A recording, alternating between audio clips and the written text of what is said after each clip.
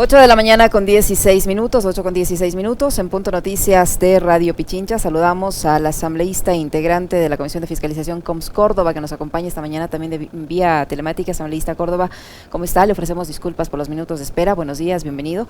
Le saludamos a Alexis Moncayo, quien le habla, Licenia Espinel. ¿Qué es lo que está pasando al interior de la Comisión de Fiscalización?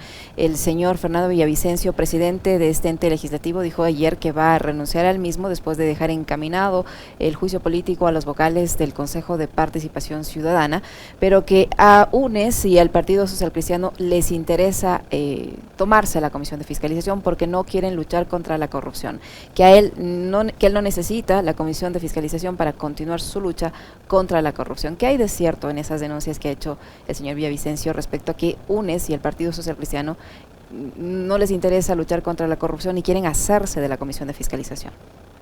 Licenia y Alexis, buenos días.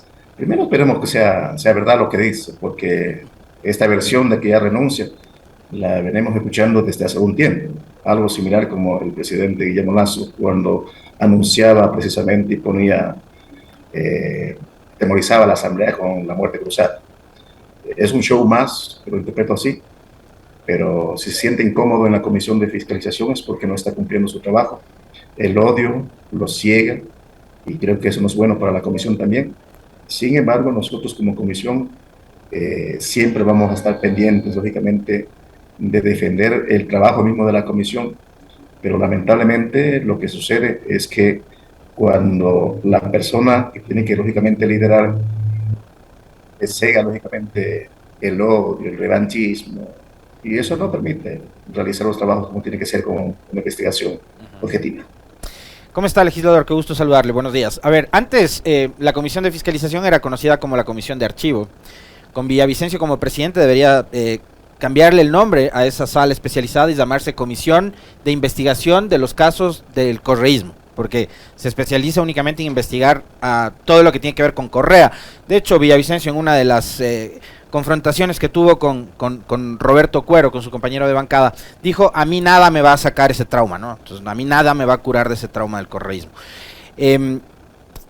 Sin embargo, llevamos 16 meses de un nuevo gobierno y 5 de un agujero negro que es en este país del gobierno de Lenín Moreno, 4, perdón, del gobierno de Lenín Moreno, que parecería que no existió, que no hubo gobierno en la época de Moreno, porque dígame cuántas investigaciones o procesos de fiscalización se han dado, por ejemplo, desde la sala en la que usted pertenece y liderada por Villavicencio, a el reparto de los hospitales, por ejemplo, o el manejo de la deuda durante el paso de Richard Martínez por el Ministerio de Finanzas, etcétera, etcétera. Y ahora, 16 meses de gobierno, cuando se ha desatado el caso del reparto de cargos en las aduanas y otro tipo de escándalos similares y de proporción, y que no se están investigando. ¿Qué es lo que está pasando con la fiscalización y el control político a manos de Villavicencio?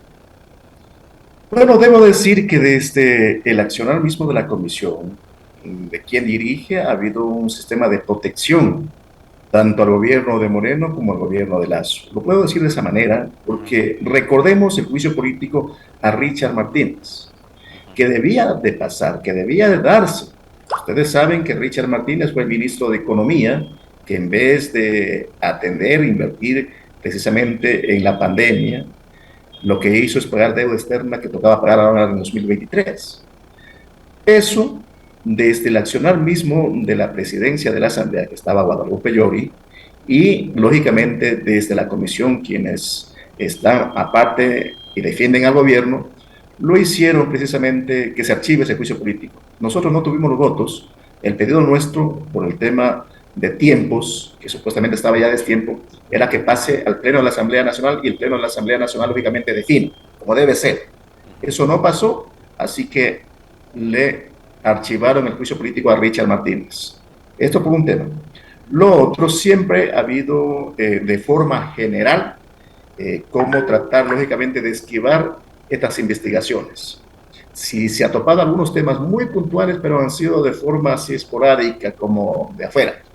De todo caso, ahora que ayer ya se topó el tema INAPEI, pero se topó también Coca-Cola Sinclair, y lógicamente hizo un champú o entreviero donde no podía haberse dado. Y claro, ayer ese informe, lógicamente se lo rechazó porque lo que buscan es tratar de empañar y poner en riesgo las obras más importantes que se hizo en el tiempo de la Revolución Ciudadana.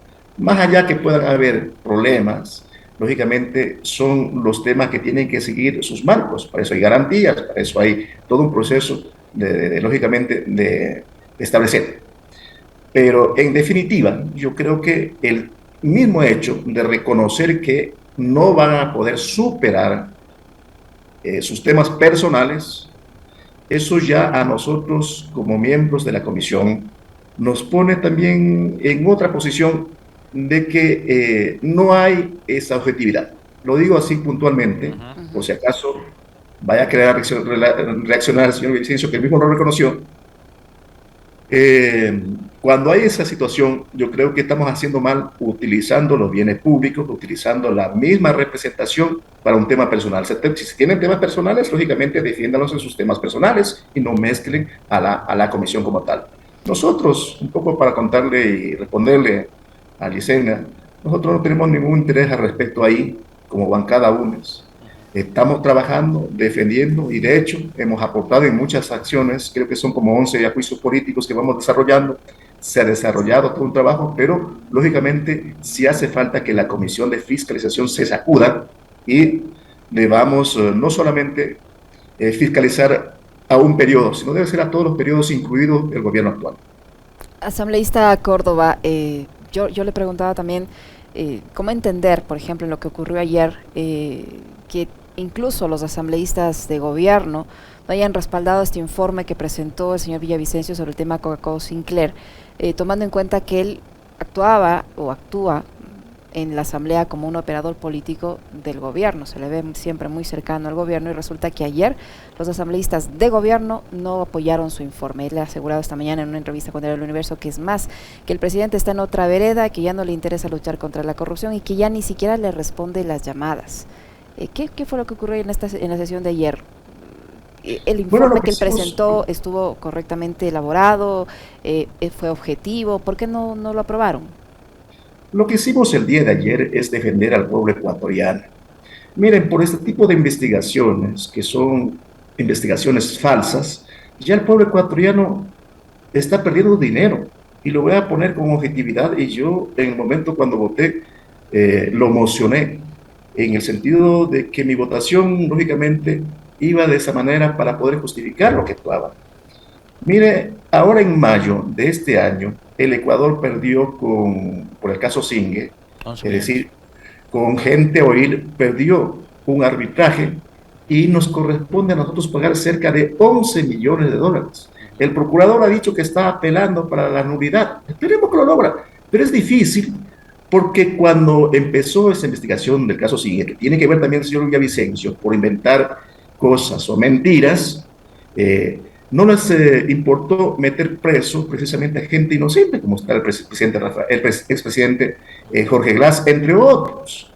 Pero el daño que le hicieron al pueblo ecuatoriano es que justamente le pongan una demanda y perdamos, con la sencilla razón. Y ahí tuvo que ver Fiscalía, tuvo que ver Contraloría, Procuraduría, que se basaron en esos informes falseados. Y nos tocó pagar. Ahora, entrando ya al informe del día de ayer de Coca-Cola Sinclair, mezcla las cosas. Pone un caso de INA Papers, que es caso, a propósito de INA Papers, eso se conocía desde el 2018, se puso la denuncia. Nada hizo Fiscalía, lo dejaron ir al señor Lenín Moreno, habite paciencia de la justicia, pero en este momento lo mezclan con el caso del Coca-Cola Sinclair, con el único objetivo que nosotros vemos como querer parar esa hidroeléctrica. La hidroeléctrica Coca-Cola Sinclair aporta el 28% en este año de generación de energía precisamente al Estado ecuatoriano. Imagínense que se paralice esa hidroeléctrica, ¿cuánto va? Nuevamente vamos a volver un problema sumamente grande al pueblo ecuatoriano.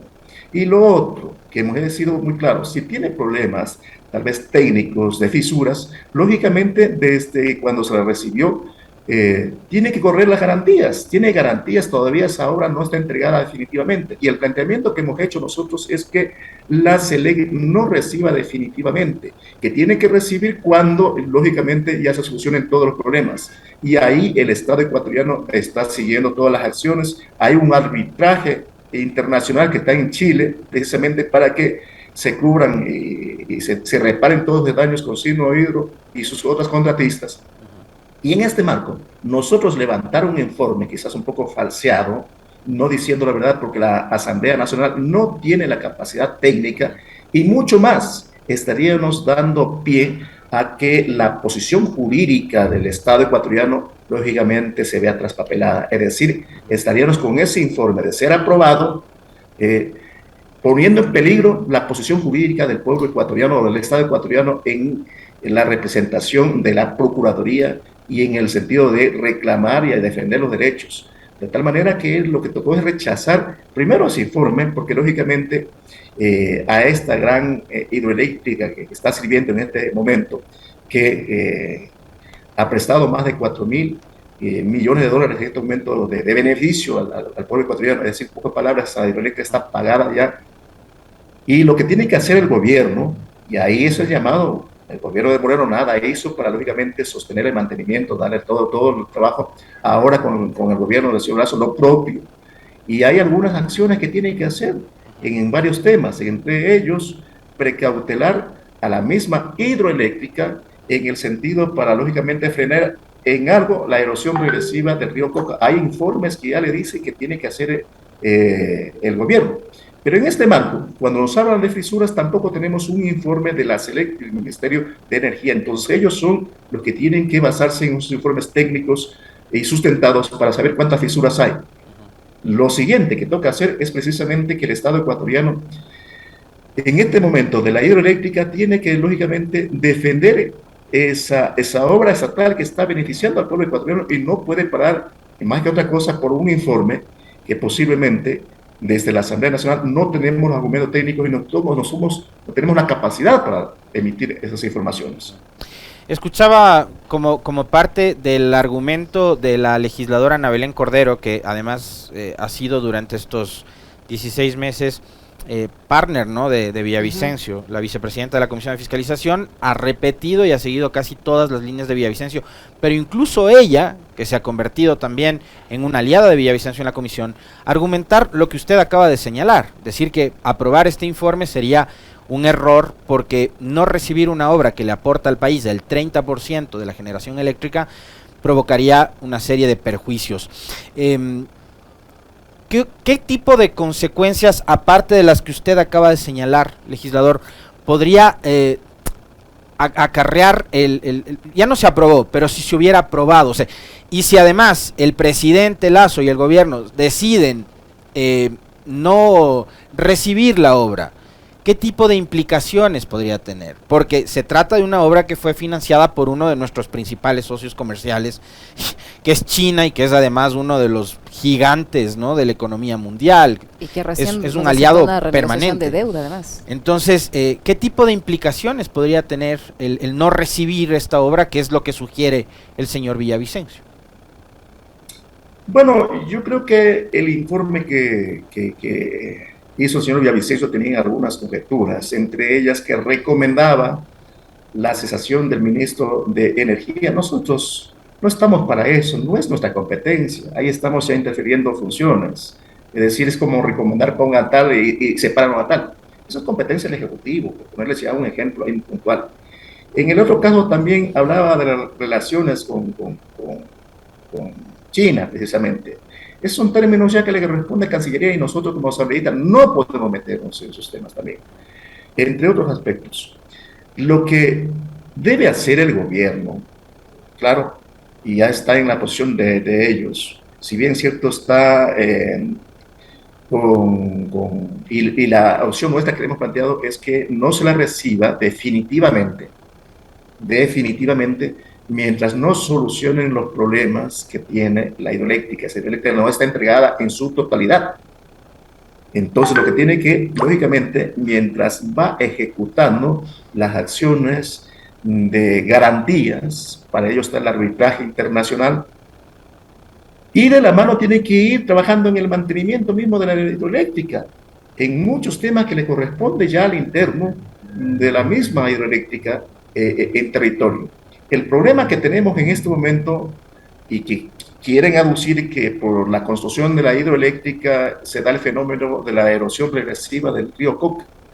Esto no pasa por ahí porque es un tema natural que viene por la sedimentación que en algún momento tenía que darse por más de 20.000 años, tentativamente se tiene de la información técnica de expertos del acúmulo del material volcánico por los mismos reventadores, y que ahora, mire usted, ya nos tienen sin vía, pero eso no tiene nada que ver con la hidroeléctrica. Entonces ahí le corresponde al gobierno mitigar, es decir, realizar todos los trabajos para precautelar a la hidroeléctrica que todavía no llega, es decir, a la erosión a la hidroeléctrica hacia arriba, que le hace falta varios kilómetros, pero hay un informe que determina que en el río Malo ahí tiene que poner barreras, y creo que algo lo están haciendo, pero le hace falta trabajar para que lógicamente puedan lograr. Y un problema grave, Alexis, estimados televidentes, es que el no construir la variante de vía en ese sector, porque ya nos tienen incomunicado cerca de 10 meses, está poniendo en riesgo no solamente la vida de quienes vivimos en el sector, sino pone en riesgo la producción petrolera y la producción energética.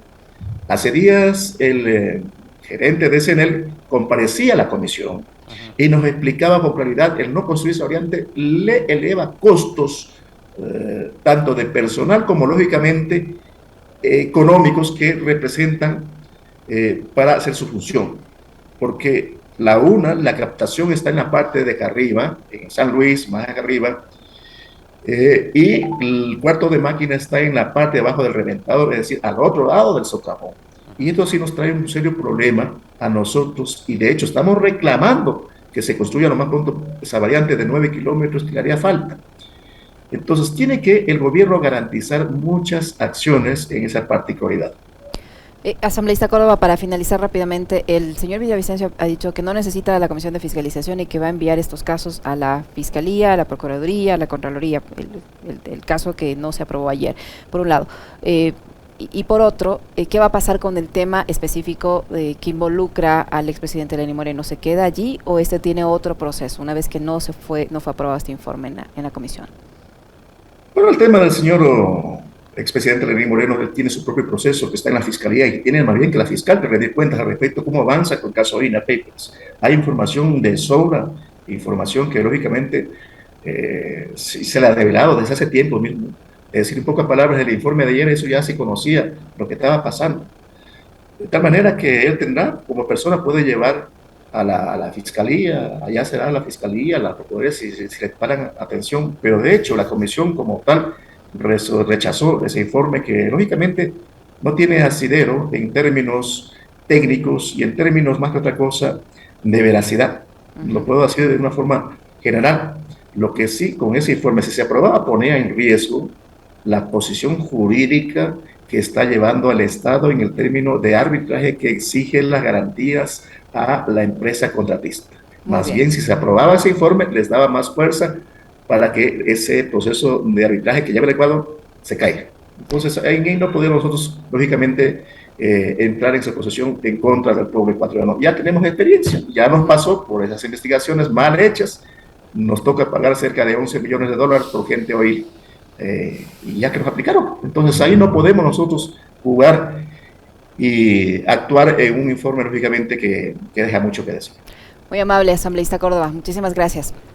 Muy gentil. A ustedes también muchas gracias. Solamente decirles que, y permítanme un segundito nomás, la provincia de Sucumbíos, lamentablemente, ante el abandono del gobierno, le ha puesto un plazo para el 11 de octubre, hasta el 11 de octubre, de que el gobierno se siente con mesas de diálogo en la provincia para que atienda la vialidad y otras necesidades. Estamos 11 meses sin comunicado, sin vía, como les dije, y creo que el accionar que nos conlleva al nororiente a reclamar los justos derechos. Salen los recursos del petróleo de ese sector, salen los recursos energéticos del sector, pero nos tienen incomunicados y eso no lo podemos permitir. Por lo tanto, yo creo que las acciones que empiezan Sucumbíos a realizar son en el ámbito del derecho de la resistencia ciudadana que ha planteado la Asamblea del Pueblo de Sucumbíos. Muy amables a ustedes. A usted, muchas gracias. El asambleísta Coms Córdoba de la Comisión de Fiscalización que ha estado con nosotros. Vamos a una brevísima pausa, ya regresamos.